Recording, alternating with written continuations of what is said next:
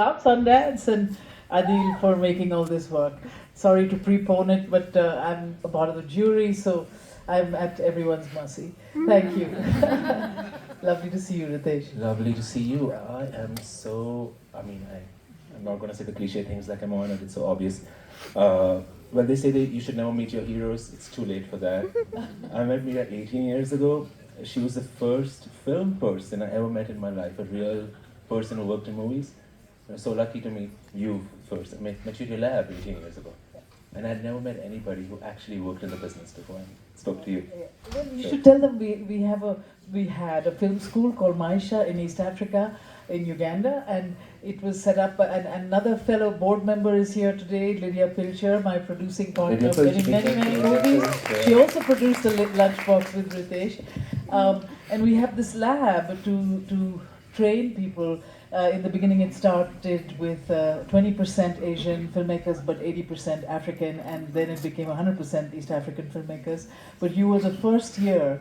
Yeah, slipped in. You slipped in the first year with a brilliant, beautiful script, and I told you that you would go very far, and hey, I was right.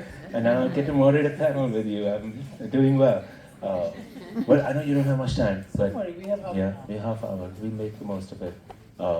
So we're here to talk about your life, your career, and Mississippi Masala. Okay. So why don't we start backwards? Why don't we start with Mississippi Masala? It's been screened at the festival.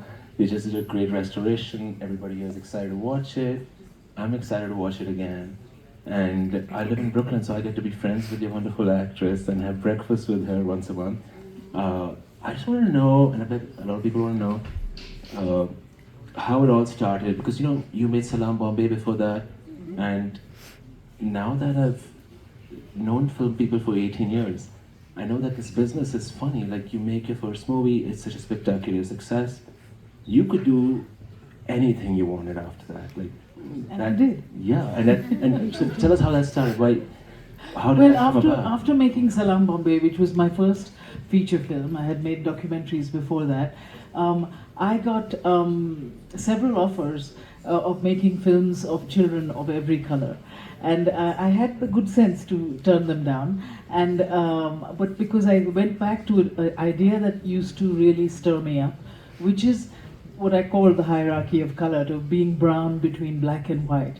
When I was 19 years old, I came on a scholarship, left India for the first time to come to Harvard on a full scholarship where I was an undergraduate.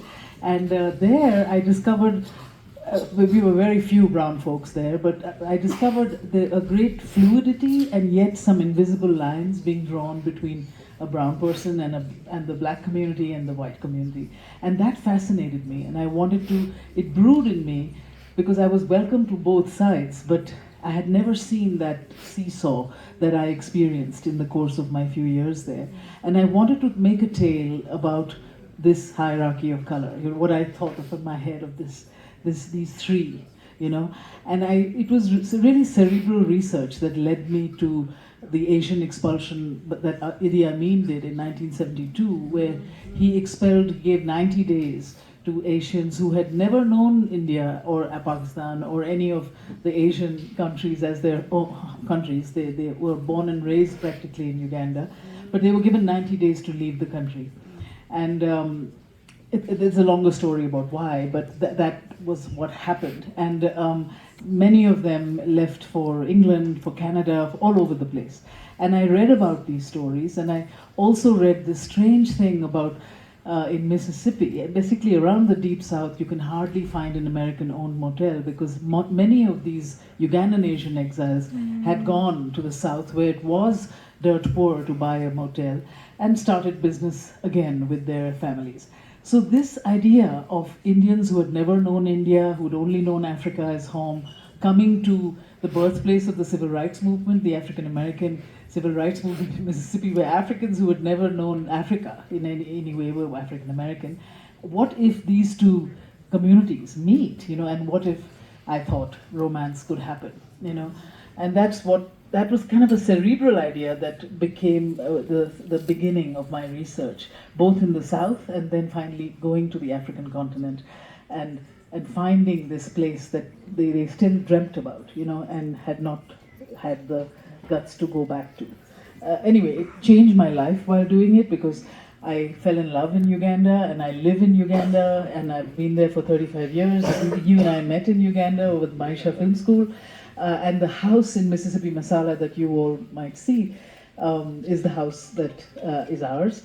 And we So gave birth beautiful. to our son in that home. And I mean, life has changed completely in the sense that now I literally live in 3 continents between New Delhi, between Kampala, and New York City.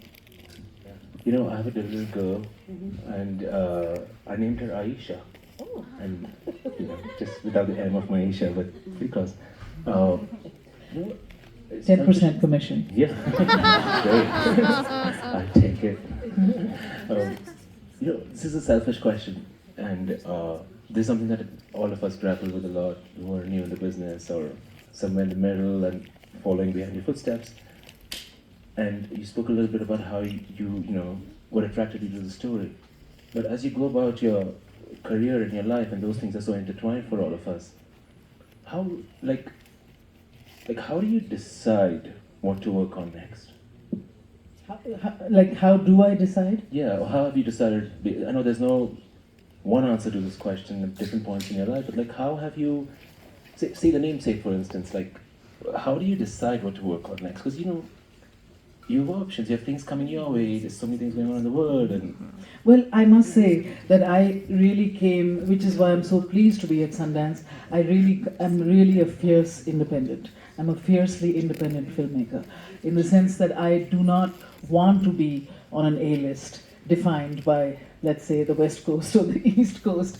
So I also say, and I believe that because my roots are strong, that I can fly. And I feel very much a child of India, but someone who is at home in many places, especially now. I'm really at home at several places. But at the same time, my criteria to make films or to make theater is to make something that no one else can make. You know, if things are offered to me, my first question is, can anyone else make this film? And if I really think that people can do justice to that film, then they should do the film. So that is one very interesting criteria that I employ, and I've usually succeeded except once, and we can talk about that later. But you know, so that is one thing that is very, very helpful to me to sift what is meant for me and what is not. The other thing is, like you've written most of your work. I work with writers. I work with Sunita Purvala, with Sabrina Dhawan, with several, you know, writers who are like my own. Like I feel like they're my own, and I do a lot of work with the writing. But I usually originate my own ideas and my own work. So that is another defining force, you know, which I feel makes my voice, I suppose, in retrospect, distinctive. You know, like my sensibility. When people come to me and offer me things, they want my sensibility. They don't just want me, you know, they know what they're getting, or they hope that they know what they're getting, you know. So a situation like Vanity Fair, which I made with Reese Witherspoon and Focus Features about, I don't know, 15 years ago. I made that because I loved the book, because I loved Thackeray's book. We grew up, I'm sure you did too, in the heavy literary tradition. I read a lot, and we grew up on Russian literature. We grew up on so much, you know, so much reading. But it was very exciting when Indian writers and Asian writers and Pakistani writers wrote in English for me. You know, I felt that I had these stories. Like when I read The Reluctant Fundamentalist, I just knew it was for me. You know, because my father came from Lahore. I come from northern India. I was here at 9/11. I know how it was a schism that changed us all. You know, suddenly we were not this or that. We were Muslim or not. You know, and I've read Jack Kerouac's On the Road. I've read how so much of the American canon of how growing up fiction, but we've not read the coming of age of a South Asian male post 9/11 who loves America, who comes to America, who's embraced by it, and then suddenly it's betrayed him. You know, that story Mohsin Hamid told with such beauty and such power, and immediately, like I read that book and I could not. I just had to do it. You know. And so it was a book that also united so many of my past and my present and my future. So it's like that. I get bolts. I mean, and I realize that they are privilege. They are privileges to feel that inspiration. To make the namesake was a huge bolt of inspiration because through grief, I had lost my parent in New York City who came from East Africa, who had never, even probably seen snow, and she died of a medical mishap in New York City, and suddenly we were burying her in the snowstorm in New Jersey, and had never experienced that before. I'd never experienced that kind of finality of loss, of grief. I didn't know what to make of it. I was at the end of making Vanity Fair at the time, and on my way back to shoot the last scene of Vanity Fair in India, I happened to pick up Jhumpa's book, The Namesake, which I had owned but not read. And I just felt that there was a sister in these pages, somebody who understood the melancholy and understood the grief of losing a parent in a country that was not home. And I literally, the plane landed, and I knew Jhumpa a little bit. I called her up, and she said the rights were available, and I could have them. And in a week, we had the book. And called up Suni, my collaborator, frequent collaborator. She had already read the book. And in 9 months, it was like giving birth. In 9 months, we were shooting the movie. So it was an unusual, and that came from this bolt of grief initially. But again, the book and the landscape of the book is a uniting of worlds I know so well, between Calcutta and Cambridge, Massachusetts. And the interesting thing about that experience was that I grew up in Calcutta, like 12 years in Cal, and Jhumpa didn't. Jhumpa grew up in Rhode Island. And so when we did the scenes in Calcutta, I inhabited them with a thing that Jhumpa, even like for instance an arranged marriage and a young woman is seen by her prospective bridegroom.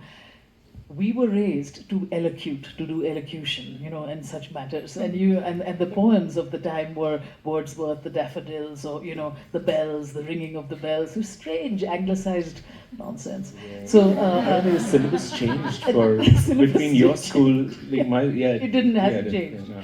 So there comes Tabu in this scene. She has to perform for Irfan, and I'm saying, please do the daffodils, by Wordsworth, and the daffodils, and Jhumpa just saw this, and she was just entranced, and she said, how did you know that? Because it's not in her book, but it's something I know. So Jhumpa just, was melted loved the film, and believes to this day that The Namesake has two mothers, her and myself, one who knows this side and one who knows that side. So anyway, long story, sometimes one has these great privileges of inspiration, that you read a book or you hear a story and you have to do it.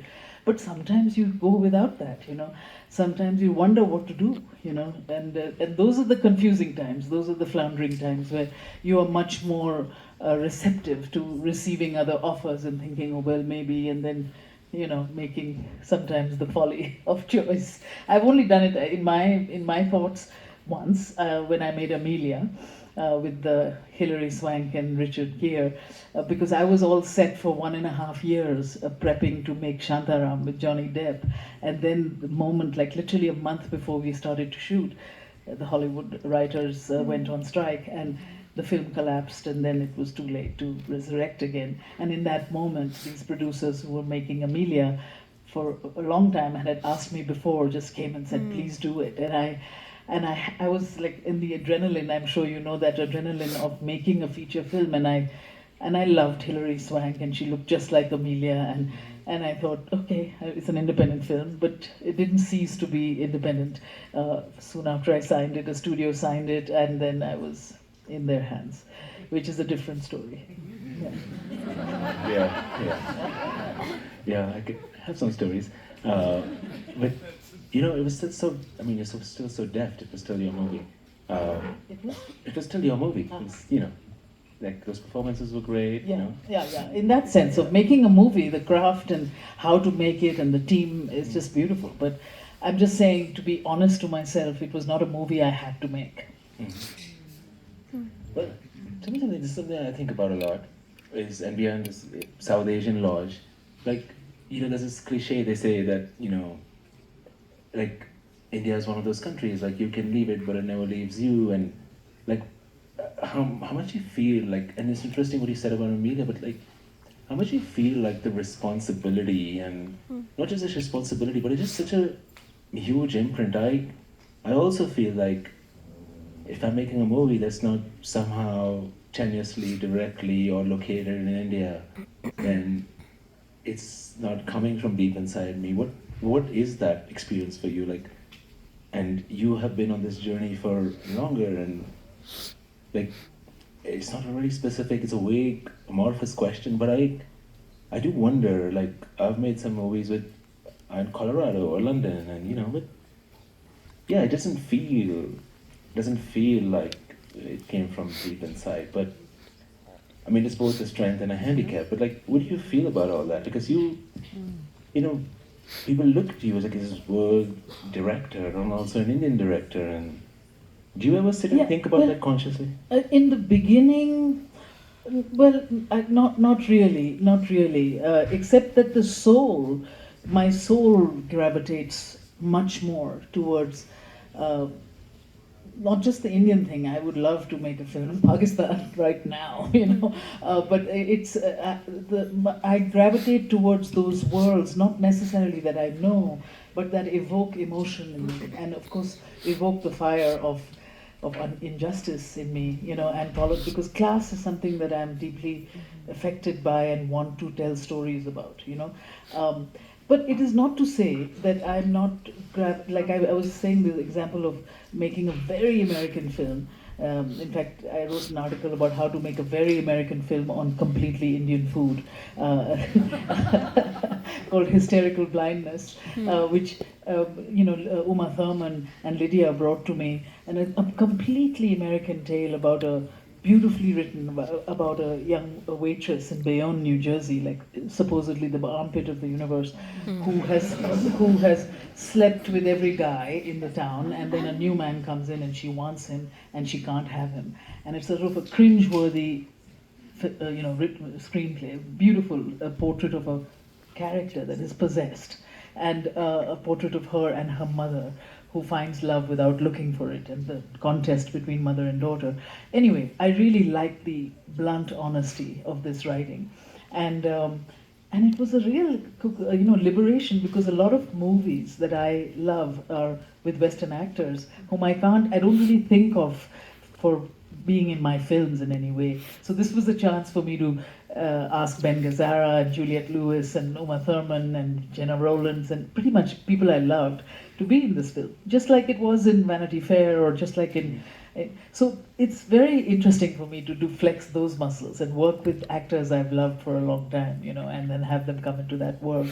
But the idea is to not Indianize it, although I did say, with the case of Hysterical Blindness, I made it much more heightened emotionally. It could have been made in quite a cold, distanced way.